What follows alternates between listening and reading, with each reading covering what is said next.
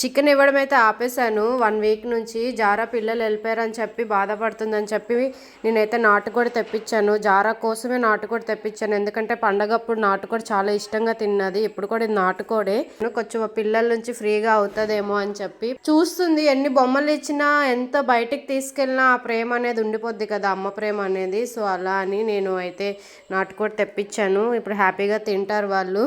మా రాక్సీగడ్ అయితే రాక్సీగాడు అప్పుడే ఆల్రెడీ నోరైతే ఇప్పేశాడు, ఓన్లీ తేప ఒకటే కారట్లేదు. టవల్ పైన అయితే నీట్గా కూర్చుంది జారా. నీట్గానే తింటుంది, నేలపైన అస్సలు తినరు. నీట్ స్మెల్ వచ్చేస్తుంది, నాకే తినేయాలనిపిస్తుంది, వాళ్ళకి తినాలనిపించదా. నేను కూడా చికెన్ ఆపేసాను 1 వీక్ నుంచి.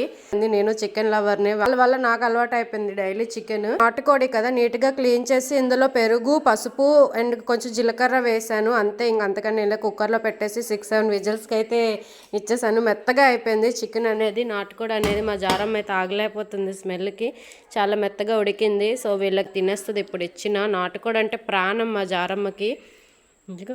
నోరు నుంచి వచ్చేస్తుంది లాలా జలాలు. Good good. అందరూ చక్కగా నాటుకోడి తిన్నారు, చాకోగాడి మాత్రం తినలేదు. చాకోగాడికి ఖజ్జరం కావాలి కదా, ఖజ్జరమేనా వచ్చి కూర్చునిపోయి సపరేట్గా తినేసారు కదా, నువ్వు తినొచ్చు కదా. మళ్ళీ అలా కూడా ఒకటే అలాగే ఇస్తా, ఖజ్జరం ఇస్తా. ఆడికి చికెన్కి, నాటుకోడికి, మటన్కి మూడింటికి డిఫరెన్స్ తెలుసు, అందుకే తిన్నాడు. మ్యాక్సిమం నాటుకోడి తిన్నాడు, తింటే మాత్రం అద్భుతం అనే చెప్పాలాడు. ఖజ్జరం ఇస్తే మాత్రం తింటాడు మంచిగా. తిన్నావు కదా, వాడు తిని ఖజ్జరం ఇస్తా ఆడికి. ఇంద్రా చొక్కో, ఇదైతే తింటాడు బాగా.